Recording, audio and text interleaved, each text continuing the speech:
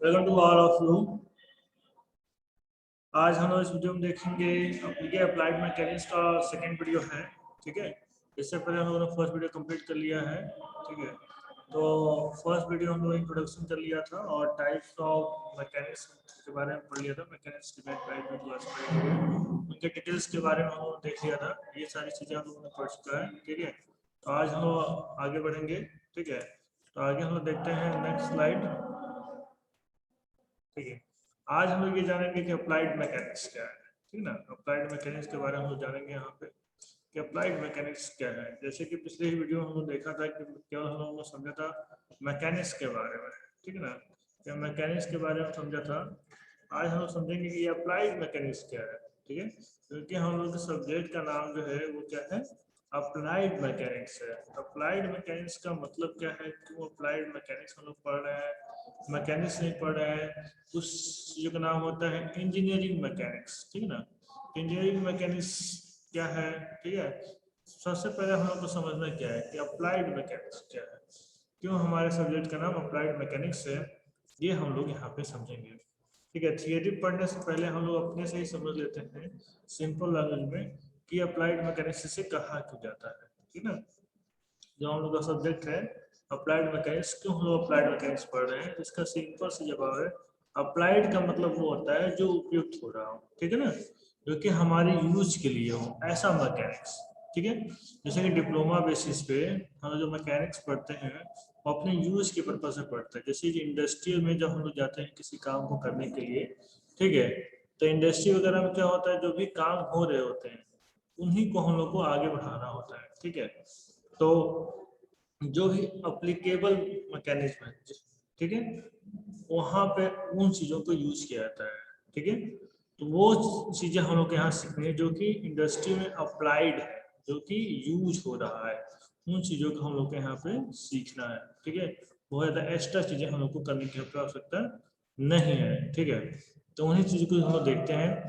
अब देखते हैं थियरी में क्या दिया गया है सिंपली। ठीक है, देखिए यहाँ लिखा गया है यह इंजीनियरिंग की एक महत्वपूर्ण शाखा है। ठीक है, ये मेन जो है एक तरीके से इम्पोर्टेंस जो है ब्रांच है अप्लाइड मैकेनिक्स इंजीनियरिंग के पॉइंट ऑफ व्यू से। ठीक है, इसके बाद बताया गया इसके द्वारा इंजीनियरिंग के क्षेत्र में विभिन्न वस्तुओं से संबंधित अज्ञात बलों को, अज्ञात बलों मतलब कि इंजीनियरिंग से संबंधित जो भी वस्तुएं लगने वाले अज्ञात बलों को एवं यांत्रिकी की समस्याओं को हल किया जाता है। इसकी मदद से क्या किया जाता है, जो भी अज्ञात बल होते हैं और यांत्रिकी की समस्या मतलब कि मैकेनिक में जो प्रॉब्लम होती है, ठीक है, कोई भी जो कि कंप्लीट डिफिकल्टी होती है उनको हम लोग क्या करते हैं यहाँ पे सॉल्व करते हैं।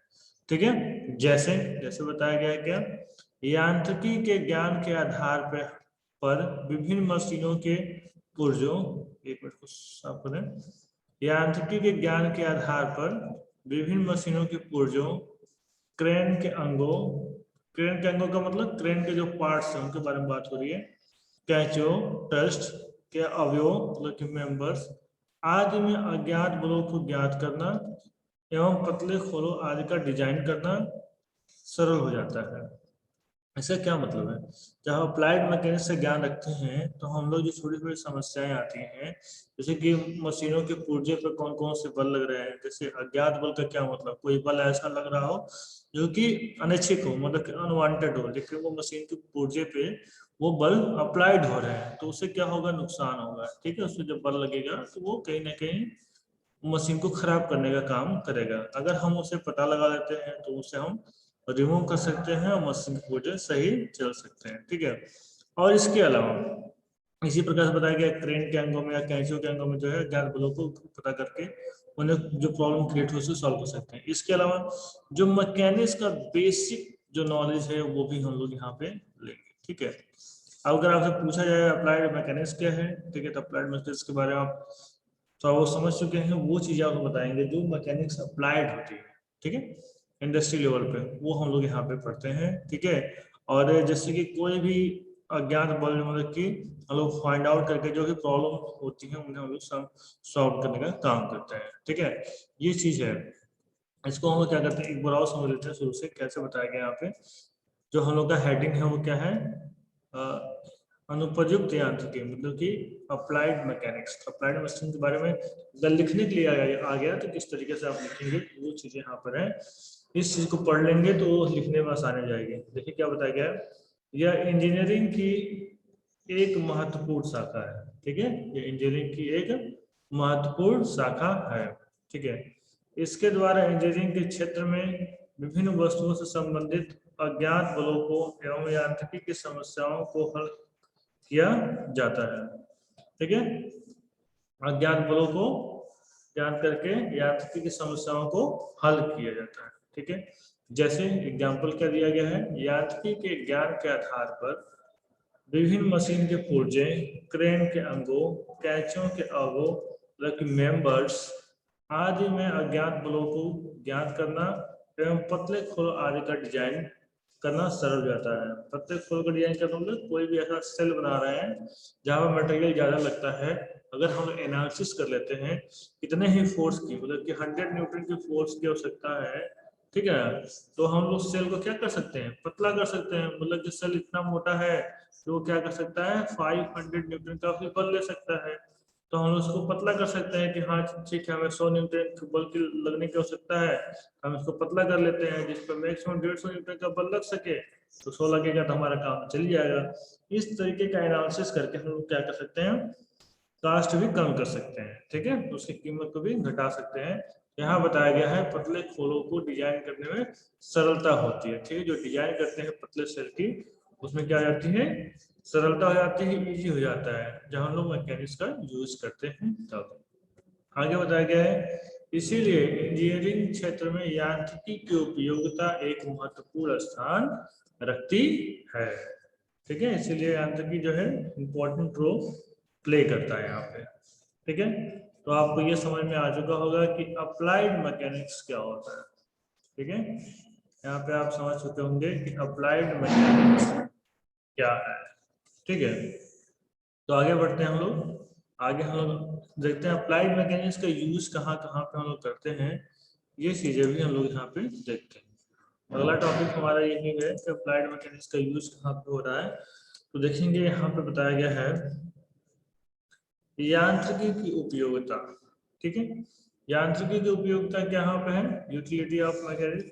देखिए बताया गया है यांत्रिकी मतलब कि मैकेनिज्म इंजीनियरिंग का एक अभिन्न अंग है। अभिन्न का मतलब कि बहुत ही इंपॉर्टेंट जो है पार्ट से इंजीनियरिंग का मैकेनिक्स। ठीक है, इसके ज्ञान के आधार पर हम विभिन्न वस्तुओं के निर्माण, क्रियाओं एवं परीक्षण आदि में सुविधा हो जाती है।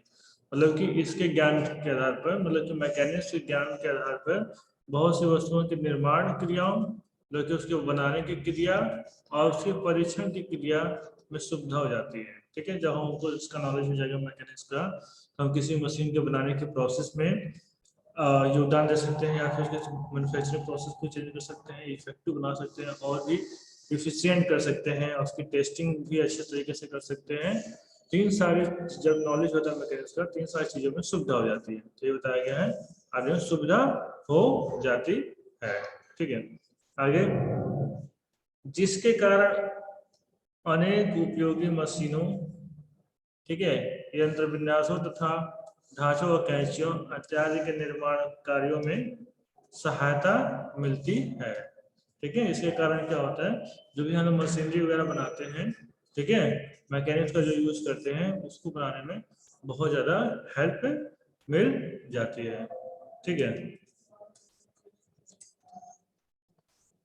तो इसका एग्जाम्पल देखिए। अब एग्जाम्पल में क्या बताया गया है, एग्जाम्पल में बताया गया है जैसे मोटर, इंजन, पुल, भवन, डैम, अंतरिक्ष यान, घड़ी, पंखे, साइकिल, स्कूटर, कार, वायुयान इत्यादि, ये सब बनाने के लिए हमें क्या चीज चाहिए होता है, मैकेनिक्स की मतलब अप्लाइड मैकेनिक्स का नॉलेज होना चाहिए। जैसे मोटर बना रहे हैं तो उसमें भी इंजीनियरिंग का काम है, इंजन है तो इंजीनियरिंग का काम है, पुल है तब पर भी, भवन, डैम, अंतरिक्ष यान, घड़ी तक का ही बना रहे हैं उसमें भी इंजीनियरिंग का यूज होगा, पंखे में भी होगा, साइकिल में भी होगा, स्कूटर में, कार में, वाहन में, हर जगह इंजीनियरिंग का यूज है। तो इसमें जो जो इम्पोर्टेंट रोल प्ले करता है, और अप्लाइड मैकेनिक्स कहा जाए या फिर इंजीनियरिंग मैकेनिक्स कहा जाए या सिंपली मैकेनिक्स ही कहा जाए, तो इनका जो है बहुत ज़्यादा इम्पोर्टेंट रोल होता है।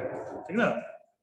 इसके आगे देखते हैं, तो आगे बताया गया है निर्माण में यांत्रिकी की पर्याप्त उपयोगिता है। मतलब इन सब के निर्माण में जो पढ़ा गया है, यांत्रिकी की पर्याप्त उपयोगिता है। यांत्रिकी मतलब मैकेनिक्स में, मैकेनिक्स की बहुत ही इंपॉर्टेंस है। आगे देखिए तो क्या बताया गया है, इसके अतिरिक्त दैनिक जीवन, इसके अतिरिक्त दैनिक जीवन जो रेगुलर हम लोग यूज करते हैं उसमें भी, दैनिक जीवन में भी अनेक ऐसी क्रियाएं प्रतिक्रियाएं हैं जिनको समझने के लिए हम यांत्रिकी का ज्ञान परम आवश्यक है।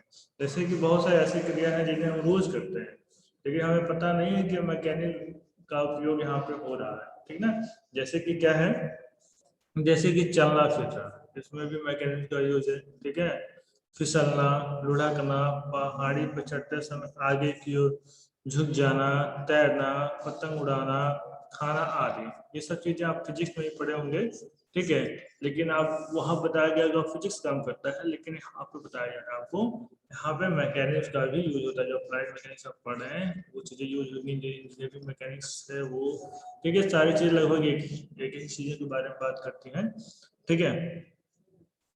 तो ये चीजें आपको बेसिक का क्लियर रखना है। अगर आपसे पूछे कि अप्लाइड मैकेनिक्स क्या होता है, ठीक है, तो ये क्वेश्चन आपसे पूछा ही जाएगा, चाहे वाइवा में चाहे कोई भी आपसे पूछ सकता है कि अप्लाइड मैकेनिक्स का क्या मतलब है। ठीक है। तो आपको बताना है कि अप्लाइड मैकेनिक्स क्या है और क्यों हम इसे अप्लाइड मैकेनिक्स कहते हैं और क्यों हम अप्लाइड मैकेनिक्स पढ़ते हैं। ठीक है। इसकी इसकी यूजेस कहाँ है, ये सारी चीजें आपको एकदम याद रखना है सब्जेक्ट के बारे में, ताकि कोई भी पूछे तो आप उसे तुरंत ही उसका जवाब दे सकें। ठीक है। तो हम लोग आगे बढ़ते हैं नेक्स्ट स्लाइड पे। अब हम लोग यहाँ क्या देखेंगे, इंपॉर्टेंस कुछ डिफिनेशन देखेंगे। ये डिफिनेशन आप पहले भी पढ़ चुके हैं फिजिक्स के सब्जेक्ट में। ठीक है। लेकिन एक बार फिर से हम लोग रिविजन करते हुए चलेंगे, ताकि कोई भी चीज छूट ना जाए। अगर आप भूल भी गए हो तो कोई बात नहीं, फिर से हम उसको याद कर लेंगे। ठीक है। बहुत छोटी छोटी डिफिनेशन है जो कि आपके आगे चैप्टर में बहुत काम आने वाली है। तो हम लोग कुछ भी स्किप नहीं करेंगे, कुछ भी छोड़ेंगे नहीं, सबको करते हुए चलेंगे। थोड़ा सा टाइम लगेगा बट पेशेंस के साथ आप इसे पढ़ते जाएंगे, क्योंकि आपको बहुत ज़्यादा ये हेल्प करने वाला है। ठीक है। इसके साथ साथ ही आप लोग नोट्स भी बनाते चलिए। ठीक है। क्योंकि नोट्स ही एग्जाम के टाइम में आपको सारी हेल्प करेंगे। ठीक है। देखिए पहला जो डिफिनेशन हमारे पास है वो क्या है, द्रव्य या पदार्थ या मैटर। जो कि पदार्थ होता है उसे किस तरीके से हम लोग डिफाइन करेंगे, और मैटर है उसे हम लोग किस तरीके से डिफाइन करेंगे। तो पदार्थ के बारे में हम जानते हैं, कोई भी पदार्थ किस तरह से डिफाइन कर सकते हैं कि कोई भी अगर पदार्थ है, कोई भी मटेरियल है, ठीक है, पदार्थ के लिए मैटर है, किस तरह से उसको डिफाइन करेंगे, जिसे हम देख सकते हो या फिर छूने से, सुनने से, ठीक है, या फिर वो स्थान घेरता हो। ठीक है। तो उसे उसे हम लोग क्या कहेंगे, उससे हम लोग मैटर कहेंगे। ठीक है। क्या कहेंगे, मैटर कहेंगे। ठीक है। उसे हम लोग पदार्थ कहेंगे। ठीक है। अब से पढ़ते हैं, यहाँ क्या बताया गया है, पदार्थ वह है जो हमारे ज्ञानेंद्रियों मतलब कि सेंसर पर प्रभाव डालती हूँ। पदार्थ वो है जो हमारे ज्ञानेंद्रियों पर प्रभाव डालती हूँ, सेंसर पर प्रभाव डालती हूँ। किस तरह का प्रभाव डालती हूँ, देखने में, छूने, सूंघने, सुनने आदि से डालकर अपनी उपस्थिति का बोध या ज्ञान कराता है। मतलब कि कोई भी अगर मैटर पड़ा हुआ है उसको, इसको हम देख सकते हो, छू सकते हो, या फिर सूंघने वाला हो, या फिर सुनने में मालूम चल रहा हो कि अगर वो अपनी उपस्थिति बता रहा है कि है। ठीक है। तो अगर ये सब चीजें हो रही हैं तो हम ये कह सकते हैं कि हाँ पदार्थ है। ठीक है। ये डिफिनेशन क्यों दिया गया है, अगर पदार्थ ऐसे कहा जाए ना दिखाई देता है, ना उसको छू सकते हैं, ना सूंघ सकते हैं, ठीक है, और लेकिन वो है, तो ऐसा केवल भगवान के बारे में कहा जा सकता है। ठीक है। और किसी के बारे में क्या लगता है। हाँ। तो अगर ऐसा कुछ है जिसे हम लोग देख सकते हैं, सूंघ सकते हैं, छू सकते हैं, महसूस कर सकते हैं, ठीक है, और वो स्पेस ले सकता है, जगह कवर कर सकता है, तो वो क्या है, वो हमारा पदार्थ है। ठीक है, तो ये चीज बताया गया है। और फिर से देखते हैं, पदार्थ वो है जो हमारे ज्ञान इंद्रियों पर, जो सेंसर पर प्रभाव डालता है, देखने, छूने, सुनने आदि से डालकर अपने उपस्थिति का बोध, प्रभाव डालकर आदि पर और वन्य उपस्थिति का बोध कराता है। ठीक ना, और कुछ स्थान भी घेरता है। और क्या करता है, कुछ स्थान भी घेरता है। पदार्थ होगा तो कुछ स्थान घेरेगा। ठीक है, कहीं ना कहीं होने के लिए। ठीक है, कुछ स्थान भी घेरता है तथा भार भी रखता है, और उसका कुछ ना कुछ भार भी होगा, वेट भी होगा। जैसे हवा। ठीक है, हवा है, हवा तो हम देख नहीं सकते लेकिन उसे महसूस कर सकते हैं। जब तेजी से बह रही है तो उसको सुन भी सकते हैं। ठीक है, और यह स्थान भी घेरता है और इसका वेट भी होता है। तो ये क्या है, एक पदार्थ है। ठीक है ना, इसी प्रकार से पानी, वाटर, वाटर में भी क्या है, इसे हम लोग देख भी सकते हैं, छू भी सकते हैं, या स्थान भी घेरता है, इसका भार भी होता है। इसी प्रकार पदार्थ भी है। ठीक है, पदार्थ को देख सकते हैं, छू सकते हैं, महसूस कर सकते हैं, या स्थान भी घेरता है और इसका वेट भी होता है। ये सारे सारे क्या है, पदार्थ है। ठीक है, मीटर है। ठीक है, आगे बताया गया पदार्थ की मुख्य 3 अवस्थाएं होती हैं। कौन कौन सी, ठोस, सॉलिड, लिक्विड, द्रव और गैस। गैस के साथ ऐसी चीज आती है, भाप भी है। ठीक है, दोनों ही ये हम लोग बहुत पहले से पढ़ रहे हैं। सॉलिड, लिक्विड, गैस जो है, ये मैटर की 3 स्टेज है। ठीक है, ये हम लोग को याद आती है। गैस, गैस के साथ एक चीज और ऐड कर लीजिएगा आप, स्टीम, मतलब कि क्या, भाप। ठीक है, तो ये मैटर के बारे में हो गया। मैटर के बारे में बहुत पहले से लोग पढ़ते आ रहे हैं, तो नई चीज नहीं है, आपको पता भी होगा, बस एक बार रिविजन करना था। ठीक है, अगले डिफिनेशन पढ़ते हैं अब, क्योंकि हम लोग स्टार्टिंग से पढ़ रहे हैं, छोटी छोटी डिफिनेशन भी आ रही है। ठीक है, अब देखिए क्या बताया गया है, कण, पार्टिकल्स। कण क्या होता है, ठीक है, कण का मतलब वो छोटा से छोटा भाग, मतलब कि कोई भी किसी भी पदार्थ का छोटा सा कण हो तो ये कह सकते हैं वो छोटा से छोटा भाग। ठीक है, जिसको मापा ना जा सकता, बहुत छोटा हो, इसको मेजर ही ना कर पाए, तब मेजर करने में दिक्कत आ रही हो। ठीक है, तो कठिनाई हो मेजर करने में। ठीक है, और जिसको हम निगलेक्ट करें, छोड़ जाए दो। ठीक है, सर कोई वेट नहीं है, कोई बहुत छोटा है, इसको निगलेक्ट किया जा सके। ठीक है, लेकिन अगर वही छोटे छोटे छोटे छोटे पार्ट को हम इकट्ठा करके उसको तोलें तो उसका कुछ वेट भी हो। ठीक है, उसका वेट भी हो। ठीक है, तो ऐसे कण, ऐसे जो है छोटे पार्ट को या फिर अंश को हम क्या कहते हैं, पार्टिकल्स कहते हैं, कण कहते हैं। ये चीज यहाँ बताया गया है। अगर हम यहाँ ध्यान पढ़ेंगे तो ये ऐसी डेफिनेशन लिखी गई है। यहाँ बताया गया है, क्या बताया गया, पदार्थ का वह छोटा से छोटा भाग या अंश है। पदार्थ का वह छोटा छोटा भाग या अंश है, क्या, पार्टिकल के बारे में बात की जा रही है।